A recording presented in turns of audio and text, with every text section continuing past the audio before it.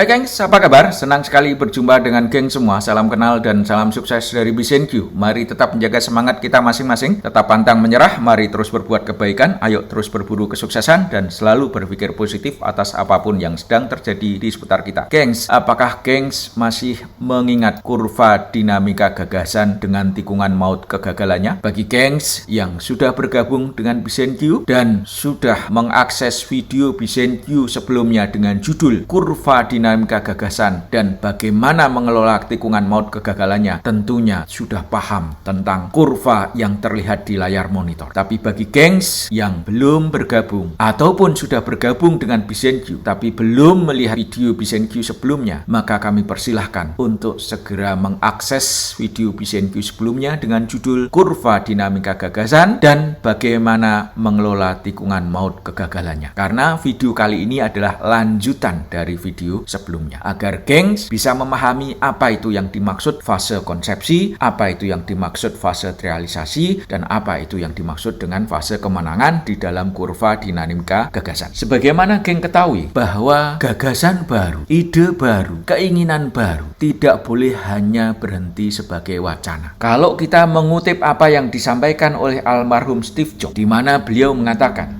ide, kalau hanya sebatas ide saja, itu tidak bernilai. Ide itu menjadi bernilai kalau dieksekusi. Nah, pada saat seseorang memiliki gagasan baru, ide baru, keinginan baru, dan yang bersangkutan ingin mewujudkan gagasan baru, ide baru, ataupun keinginan baru, bisa dipastikan yang bersangkutan akan melalui 3 fase ini: konsepsi, realisasi, dan kemenangan. Ide sehebat apapun, kalau bagi BCNQ, walaupun sudah dieksekusi, tetap saja itu belum bernilai. Kenapa? Karena saat gagasan baru, ide baru, ataupun keinginan baru dieksekusi, maka hal tersebut akan melalui fase realisasi. Dan disinilah fase tikungan maut kegagalan. Sebuah ide saat dieksekusi belum bernilai karena belum masuk di fase ketiga. Bagi BCNQ, sebuah ide, gagasan, ataupun keinginan menjadi bernilai jika ide, gagasan, ataupun keinginan baru tersebut sudah betul-betul masuk fase kemenangan, barulah bisa dikatakan bernilai. Kalau dieksekusi itu masih masuk di fase realisasi, dan bisa jadi ide yang dieksekusi tadi ternyata gagal diwujudkan karena tidak berhasil melewati tikungan maut kegagalan yang ada di sini, sehingga tidak berhasil didorong untuk masuk ke fase kemenangan. Nah, ide yang hanya berhenti di fase realisasi inilah ide yang BCNQ katakan belum bernilai. Walaupun almarhum Steve Jobs nyatakan bahwa ide yang dieksekusi adalah ide yang bernilai, bagi BCNQ itu belum bernilai selama belum masuk di fase kemenangan. Gengs, topik bahasan video kali ini adalah membaca kisah penaklukan Konstantinopel via kurva dinamika gagasan dengan tikungan maut kegagalannya. Apakah di antara gengs sudah pernah membaca sejarah tentang penaklukan Konstantinopel? Penaklukan Konstantinopel adalah kisah yang menarik dan inspiratif, walaupun di dalamnya terjadi banyak tragedi. Konteks topik bahasan kali ini adalah untuk menegaskan kembali bahwa sebuah ide, apalagi ide yang besar, saat mau diwujudkan bisa dipastikan akan melalui 3 fase ini: konsepsi, realisasi, kemenangan. Topik bahasan tentang kisah ini sekedar menegaskan bahwa kurva dinamika gagasan gubahan BCNQ ini perlu kita jadikan sebagai pegangan. Kalau kita sekedar memiliki gagasan baru, ide baru, keinginan baru, tanpa menyadari alur dinamikanya sebagaimana yang terlihat dalam layar monitor ini, maka di titik tertentu kita hanya akan berkutat di 2 fase, yakni di fase konsepsi dan realisasi. Bagaimana bisa terjebak di dalam 2 fase ini? Untuk mengetahui alasannya, silahkan gengs mengakses video kami sebelumnya. Gengs, mari kita kembali ke topik bahasan, yakni membaca kisah penaklukan Konstantinopel via kurva dinamika gagasan dengan tikungan mautnya. Gengs, Konstantinopel itu adalah ibu kota kekaisaran Romawi Timur, dan kisah penaklukan Konstantinopel itu terjadi di tahun 1453 di saat kaisarnya adalah Konstantinus 11. Lalu Konstantinopel di zaman sekarang itu letak geografisnya ada di mana, gengs? Konstantinopel di zaman sekarang itu letak geografisnya adalah di wilayah Turki. Lebih tepatnya adalah sebagaimana terlihat di layar monitor ini, Istanbul dan seputarnya. Apa yang istimewa dari ibu kota Konstantinopel Yang istimewa dari ibu kota Konstantinopel adalah dikelilingi tembok pertahanan terkuat di zamannya. Terdiri dari 5 lapis tembok super tebal dengan panjang 22,5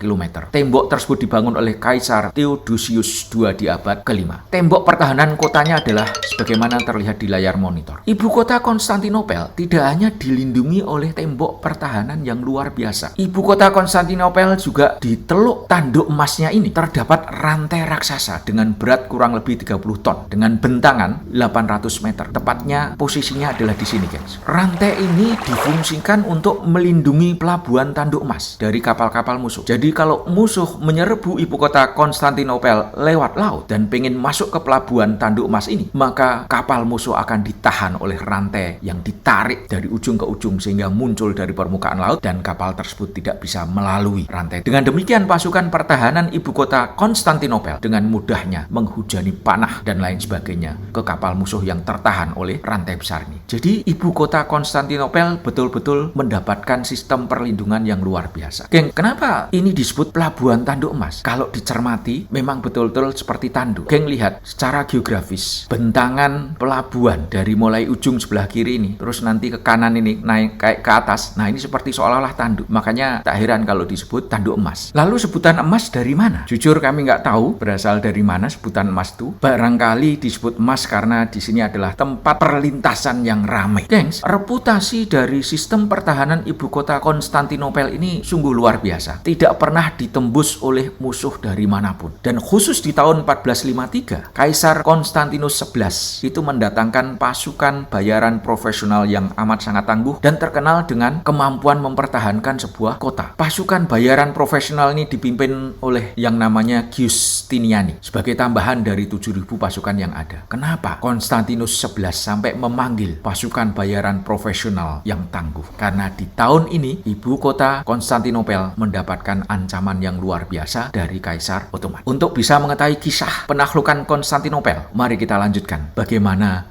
upaya Kaisar Ottoman dalam menaklukkan Konstantinopel dengan sistem pertahanan yang luar biasa. Kaisaran Ottoman memiliki ibu kota namanya Adrianopel. Posisinya kalau nggak salah ya di seputar sini, gengs. Gengs, Kekaisaran Ottoman sudah mencoba 23 kali menaklukkan Konstantinopel, terus-menerus berakhir dengan kegagalan. Dan di tahun 1451, Sultan Murad II yang memimpin Kekaisaran Ottoman wafat, digantikan oleh Sultan Mehmed II yang berumur 19 tahun. Yang menarik, geng, di saat Sultan Mehmed II menggantikan ayahnya, beliau langsung menetapkan super challenging goal. Aku butuh pencapaian tertinggi. Pencapaian tertinggi yang saya inginkan adalah merebut Konstantinopel. Walaupun pendahulu-pendahulu saya sudah 23 kali kalah merebut Konstantinopel, maka saya harus berhasil merebutnya. Pada saat Sultan Mehmed II menyampaikan super challenging goal-nya, Halil Pasha yang merupakan Wazir Agung. Wazir Agung itu adalah sebutan lain dari Perdana Menteri. Halil Pasha adalah tangan kanannya Sultan Murad II, mencoba meredam keinginan Sultan Mehmed II. Kenapa? Karena beliau merasa bahwa Sultan Mehmed II itu masih terlalu muda untuk memiliki cita-cita yang luar biasa ini. Tunggu dulu, jangan terlalu terburu-buru. Barangkali mungkin itu yang dikatakan Halil Pasha. Sudah berkali-kali pendahulumu gagal merebut Konstantinopel. Jangan terlalu buru-buru. Lebih bagus kita hidup berdamai saja dengan Konstantinopel. Itulah yang disampaikan Halil Pasha. Sultan Mehmed II tidak terpengaruh dengan apa yang dikatakan Halil Pasha. Beliau betul-betul sangat yakin bisa mencapai super challenging goal yang telah ditetapkan. Walaupun sekali lagi dibayang-bayangi oleh 23 kali kegagalan dari pendahulu-pendahulunya. Nah, pada saat Sultan Mehmed memiliki super challenging goals, maka bisa dikatakan bahwa itulah fase konsepsi dari kurva dinamika gagasan dimulai. Geng, sebagaimana geng ketahui bahwa kurva dinamika gagasan itu dimulai di saat adanya gagasan baru, ide baru, ataupun keinginan baru. Dan sebagaimana penjelasan yang ada di video kami sebelumnya, bahwa namanya gagasan baru, ide baru, keinginan baru, tidaklah mesti sama sekali baru. Baru mungkin bagi seseorang, namun ternyata bagi orang lain itu bukanlah ide yang baru karena sudah dilakukan. Terlepas dari itu semua, bila kita memiliki gagasan, maka saat saat kita ingin mewujudkan gagasan, maka disitulah kurva dinamika gagasan, dinamikanya dimulai. Ingat gengs, bahwa topik bahasan kita kali ini adalah membaca kisah penaklukan Konstantinopel via kurva dinamika gagasan dengan tikungan maut kegagalannya. Nah, kita membaca kisah ini dengan kurva tersebut. Mari kita lanjutkan. Kisah penaklukan Konstantinopel ini anggaplah super challenging goal yang disampaikan oleh Sultan Mehmed II ini adalah merupakan fase awal di kurva dinamika gagasan. Di mana di fase awal di kurva dinamika gagasan ada fase yang disebut fase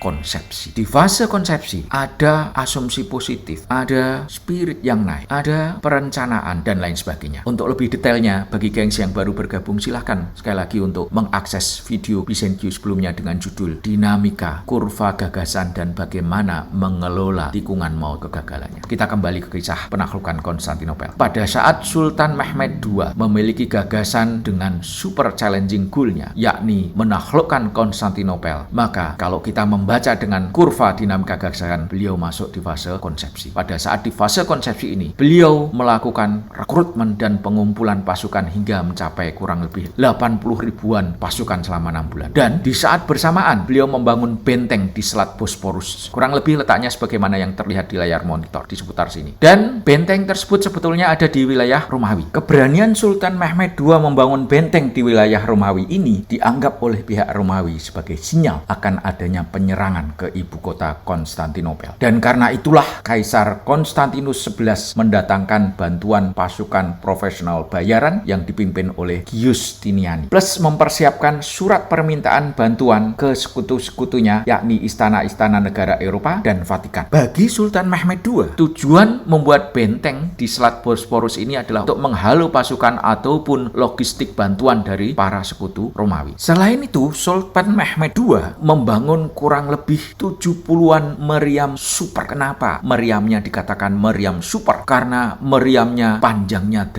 meter dengan ketebalan larasnya itu kurang lebih 20 cm serta mampu menembakkan peluru meriam dengan diameter 2,5 meter, beratnya peluru adalah setengah ton. Ini adalah meriam terbesar di zamannya. Tujuannya apa? Adalah tujuannya meruntuhkan tembok pertahanan kota Konstantinopel. Perancang meriam super ini adalah Orban Pasha yang bersangkutan menjanjikan kepada Sultan Mehmed II bahwa meriam ini mampu meruntuhkan tembok pertahanan Romawi karena sungguh luar biasa besar meriam. Suaranya katanya menggelegar, nggak karu-karuan pada saat ditembakkan. Dan sebagai bentuk persiapan untuk betul-betul bisa menaklukkan Konstantinopel, Sultan Mehmed II mempersiapkan kurang lebih 125 armada kapal untuk ditempatkan di seputar Selat Bosporus. Sekali lagi tujuannya adalah untuk menghalau armada bantuan yang akan masuk ke pelabuhan Tanduk Mas. Posisinya kurang lebih adalah sebagaimana yang terlihat di layar monitor. Nah, ini adalah fase konsepsi, di mana di dalam fase konsepsi terdapat banyak persiapan. Saat kita berada di fase konsepsi, nuansa yang muncul itu adalah nuansa yang positif, euforia, kegembiraan yang berlebihan. Kita pasti bisa karena persiapan kita begini, kita pasti sanggup, bla bla bla bla segala macam. Nah, ini pun juga terjadi di fase konsepsi saat Kekaisaran Ottoman mempersiapkan diri untuk merebut ibu kota Konstantinopel. Nah, selanjutnya gengs,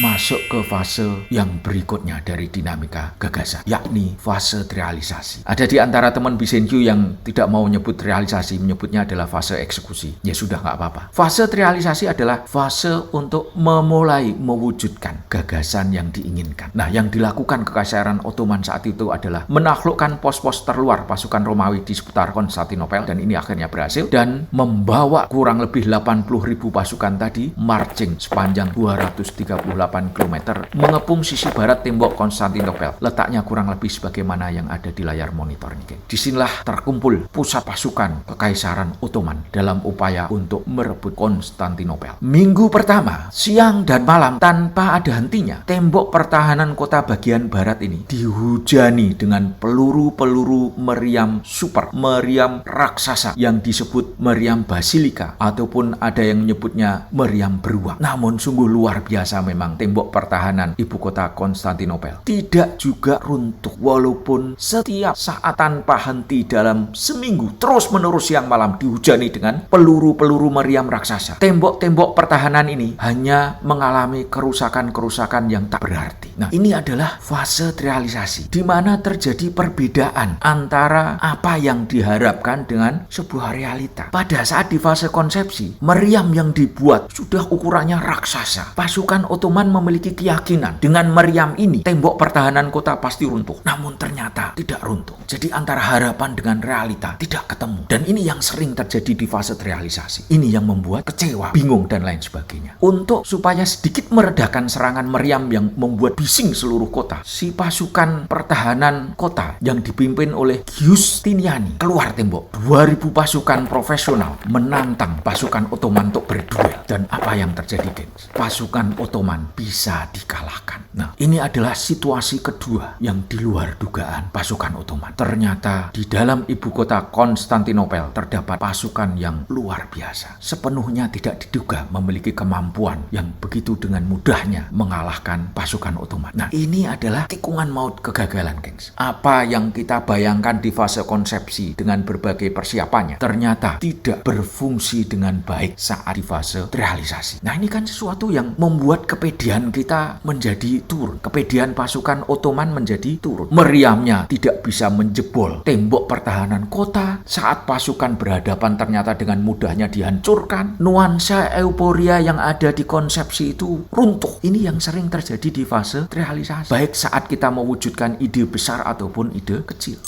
Kita lanjutkan, gengs. Berbagai tembakan meriam raksasa dan gelombang serangan dari pihak Ottoman belum juga meruntuhkan tembok dan belum juga bisa mengalahkan pasukan Konstantinopel. Jadi setelah 2000 pasukan Giustiniani keluar mengalahkan pasukan Ottoman yang ada di sekitar tembok, pihak Ottoman terus-menerus melakukan serangan. Namun sekali lagi dengan mudahnya dipatahkan oleh pasukan Konstantinopel. Nah, inilah sekali lagi fase realisasi. Apa yang diharapkan di fase konsepsi tidak terjadi. Di fase realisasi ini ada beberapa tahapan yang dialami. Tahapan yang pertama adalah ketidakpastian. Yang dimaksud ketidakpastian ini, apa yang diharapkan di fase konsepsi ternyata tidak sesuai dan kita nggak tahu lagi apa yang harus dilakukan. Kepedean kita turun, bingung. Di titik tertentu masuk ke tahapan depresi, bahkan hingga akhirnya masuk ke tahapan krisis. Krisis kepercayaan, krisis kepedean, dan lain sebagainya. Dan ini terjadi di pasukan Ottoman. Di akhir minggu kedua, di tengah kebingungan yang ada, pasukan elit Ottoman yang disebut Janissary maju melakukan serangan.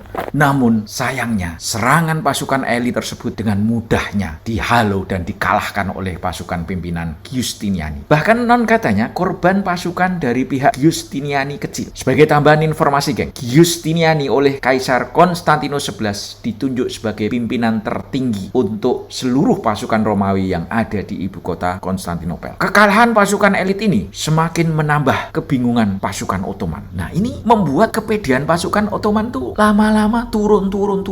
Ini adalah fase realisasi, di mana di fase realisasi ini tikungan maut kegagalan itu luar biasa. Kenapa disebut tikungan maut kegagalan? Karena apapun yang kita rencanakan ternyata tidak realisir, tidak sesuai dengan harapan dan lain sebagainya. Bagi gengs yang baru bergabung, silahkan sekali lagi untuk bisa memahami tikungan maut kegagalan di fase realisasi ini, silahkan mengakses video BisenQ sebelumnya yang membahas secara detail tentang tikungan maut kegagalan, gengs.